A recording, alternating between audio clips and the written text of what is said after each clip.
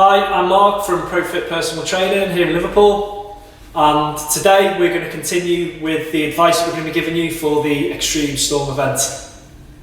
Just before I start, I'd like to say Happy New Year, and that I hope your training's been going well and you've been keeping up with all those New Year's resolutions and all that business.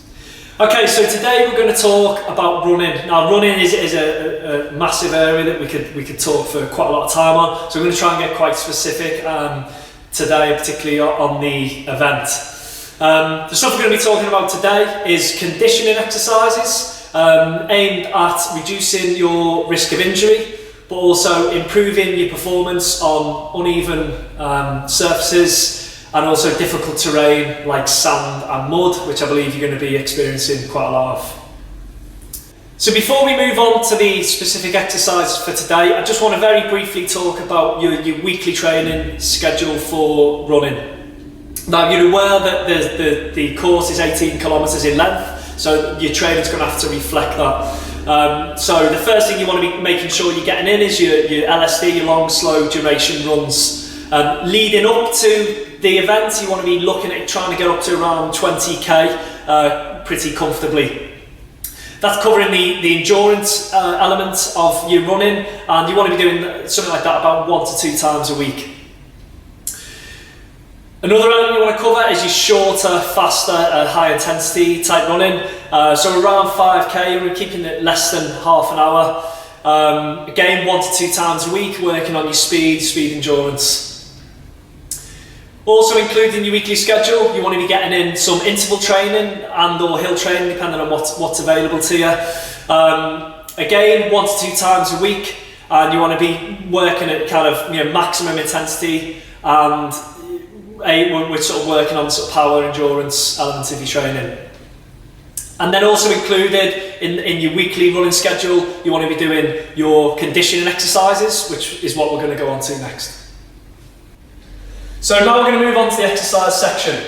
As I've already mentioned, the purpose of these exercises is to reduce risk of injury, but also increase performance on the uneven surfaces and the difficult surfaces like sand and mud.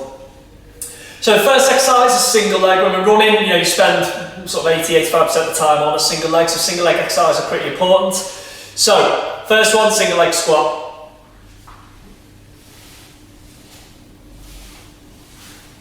Okay, so pretty simple exercise. You want to be aiming for a minimum of 15 repetitions per exercise, 2 to 3 sets. Okay, just to make that slightly more difficult, and again bearing in mind that when we're training, we don't just want to be working on this kind of single plane of motion, we're now going to try and make it a little bit more difficult. So we add in what's called the drivers. So we're going to use our leg.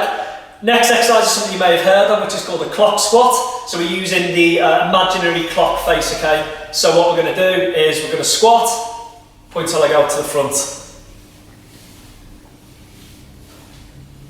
Slight rotation, and then back around to 12 o'clock. So what the idea here is that we're challenging the stability on slightly different planes. If you want to make any of those exercises slightly harder, you can use some stability equipment, examples of which are things like these stability discs, and also things like the Bose balls. There are other things like Aerox pads. If none of that stuff's available to you, a foldable pillow or something like that would certainly help you with that, but it's definitely the more making things slightly harder, slightly more advanced. Another good exercise would be then using lunges. So for a lunge, we'd use a similar principle. So a 3D or a clock lunge. So again, using the example of the clock face.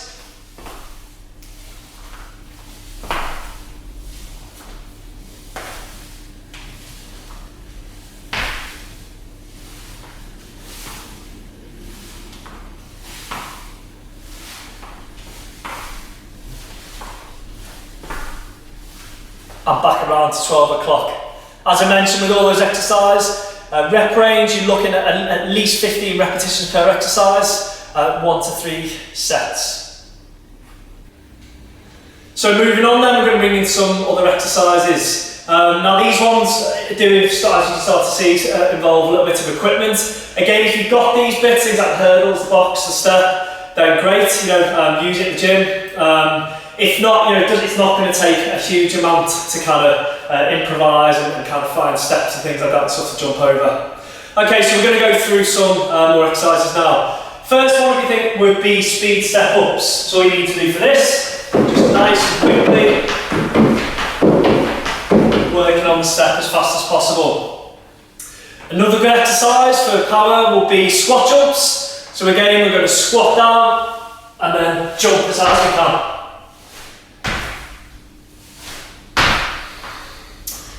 Moving on, tuck jumps. So what we're going to do is jumping up in the air, getting the knees up as high as possible.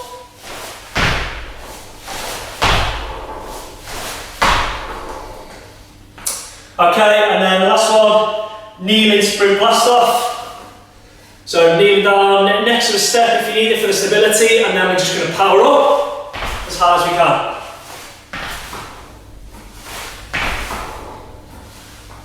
Okay, moving on to some other bits of kit then. So we've got hurdles. So there's a couple of ways of doing this. If we want to kind of regress it slightly, we'd be using 2 feet, and then for slightly more advanced, moving on to single leg.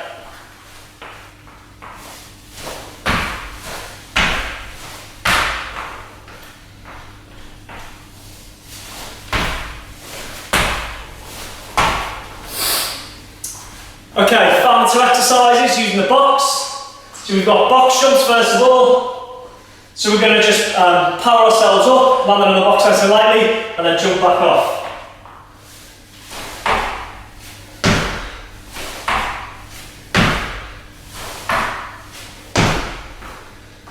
Okay, and then final exercise, depth jumps. This way is the opposite. So we're just going to step up onto the box, and then we're going to jump down and absorb the energy.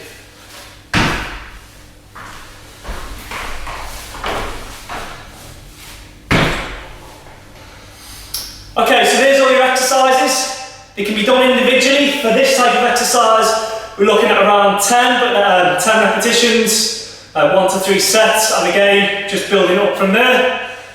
You can have a bit of a play with it and kind of put them all together, create your own little circuit. Like I said at the beginning, this kind of training wants to make up at least 1 or 2 of your weekly sessions. Okay, so have fun, and I will speak to you again soon.